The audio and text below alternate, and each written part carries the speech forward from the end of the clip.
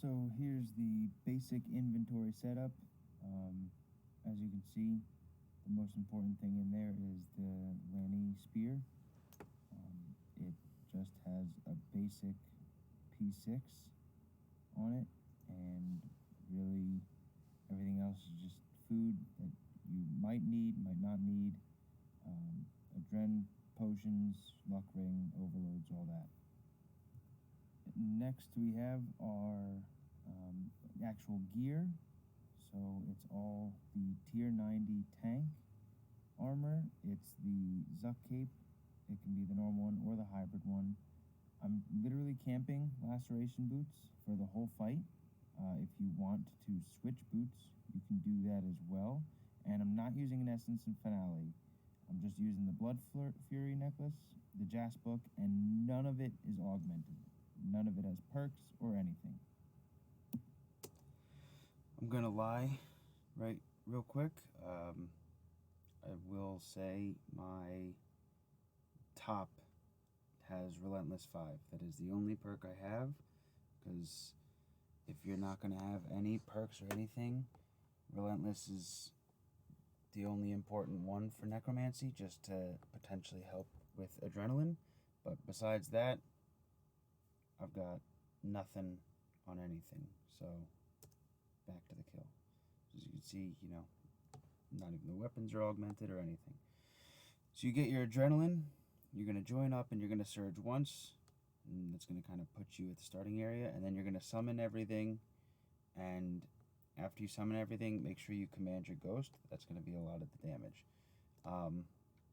Right here, I'm going to use the life transfer, and then the Excalibur, just to kind of heal back, to make sure that all of the summons survive the P1, because in this kill, the main goal I'm showing is that you want to skip that P1 bomb. It's just a little annoying to deal with, so this whole goal is to skip that, and then from there it's kind of leisurely throughout. So do the life transfer, command the skeleton and everything, and then invoke death and this split soul. Split soul is also going to be a big chunk of damage, which helps, skip that first bomb. So we started with the typical rotation of let the touch of death fire once, and then use living death and an adrenaline pot, and then let it fire again, which immediately gives you 8 stacks. And if you use your adrenaline pot, you can do a free finger of death, and then you should have the adrenaline within right away or after like one basic to get your death skulls off. So your main goal is just for your living death rotation is to kind of crank out as many necrosis stacks as you can and fire off as many finger of death as you can. So that was the step away. You have 2 options. Is you can, after the 4 attacks, you can step back and dodge the tail swipe, or alternatively, if you have high health, you can use Anticipate early and just stand there and tank it. Not optimal, but it is an option. And then just kind of try to get as much adrenaline as you can to do as many finger of death and skulls as possible. And if everything kind of clicks and goes well, you'll hit the 600k before the 8th auto attack, and you won't have to deal with that bomb. So during the rockfall, I like to, if I didn't need it earlier, if you stepped away and didn't tank the tail swipe, I use Anticipate. It just helps mitigate a little bit of damage. And sometimes you'll see, I use Reflect. Again, it just helps mitigate the damage, and because you kind of want to save your Vit pot for if you really need it, or potentially for the next rockfall for when you're doing the pools. And pretty much the whole goal at this point until 400k is whenever you have your 3 souls filled up, use your volley, and whenever you have, depending on your adrenaline, 4 or 6 necrosis stacks, just use the Finger of Death. And beyond that, try to, bloat every time it comes off and just manage cooldowns decently. So once you hit the 400k, now this is why I was camping the laceration boots, but you don't have to. You can change boots. You throw on your Laney Spear. I always like to right click the first one. That's why you saw the activate, just to make sure that I don't accidentally, click off of a pool or anything like that, and then it doesn't land and it kind of ruins the kill. So for the first one, and sometimes for all of them, but usually just the first one, I'll right click, activate it, make sure it lands, and it nukes them.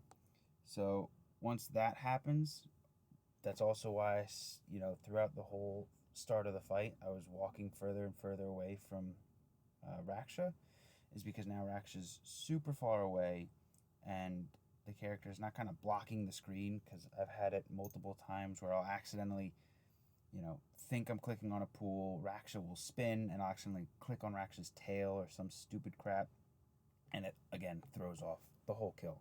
So that's the purpose of why I like step away and step away and step away. Just kind of frees up this area, so it's really easy to click on all of them. So you'll see that activate, and make sure you have your bladed dive hotkeyed, and make sure you actually see it on a pool before you click it. If you click on the ground, it won't kill anything, and if it doesn't kill anything, it doesn't reset the cooldown.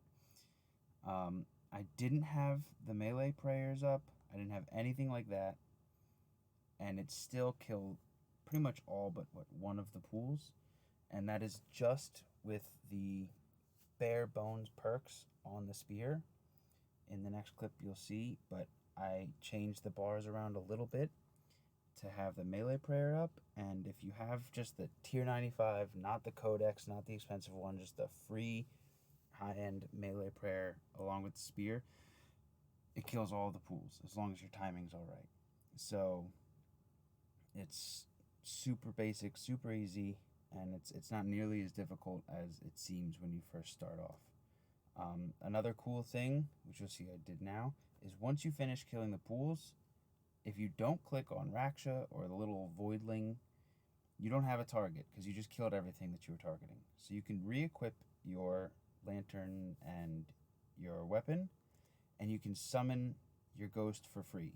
And if you have enough adrenaline after pools where you're at 70% or more, you can also command the ghost for free, which would, in this part that I'm doing now, it would save you a lot of time because I just ate away 70% of my adrenaline just to command that ghost for that extra damage.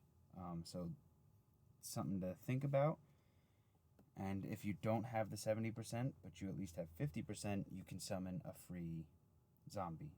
So here, after you do the pools, there's going to be 4 attacks, and then you're going to get this bomb that I got here. It's just going to stun you. So if you are counting, you can use anticipate before. Otherwise, just make sure you have freedom, and the moment you are stunned, you see it in the chat box, or you just can't move, spam freedom and just start running around. As long as the enrage is low, you're only going to get 3 of them. So once the 3 drop and you're kind of out of the way, you're good to go. And your whole goal here is to get Raksha to 200k. And it should be pretty straightforward. It's just more tail swipes. Again, as long as you have decent health, you're not super, super low, you can eat them, you can avoid them. If you forget about them, it's okay. It's not the end of the world. So for this part, the whole goal is up until the shield, which is, it's every 2 attacks, and then you step off the stairs and back on the stairs, and that's really all you got to think about this whole time is 2 attacks, off the stairs, back on the stairs, and you're just building up to summon and kind of get ready to start doing damage. And once the shield comes and you pop the shield, there's the little anima blobs. You can run around and gather them. You don't have to. You can just kind of absorb whatever you happen to absorb by being nearby.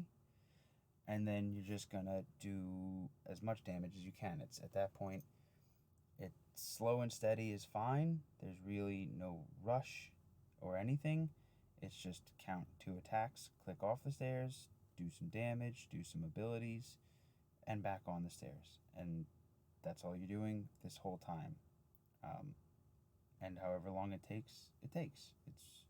But usually, if you're semi-consistent with just putting out, maintaining stacks, and you see 3 souls, you use a volley. You see 6 necrosis stacks, use your finger. And whenever you can, use skulls. You should be getting around, depending on, how smoothly everything goes, 4.5 to 5 minute kills every single time. And this is with unaugmented tank gear. This is with no perks. This isn't even using an Essence of Finality.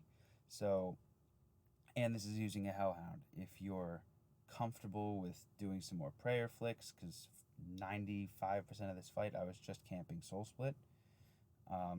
So if you're comfortable with prayer flicks, if you have power gear instead of tank gear, and you just sort of need to go a little more slow and steady, if you swap from a Hellhound to a Ripper or anything, it's just going to speed it up. But this is kind of showing that the super bare bones, it's not an early game boss. So if you're crazy bare bones, you probably might not be ready for it. But this is showing that at the minimum high end, you can still comfortably do 4.5 to 5 minute kills.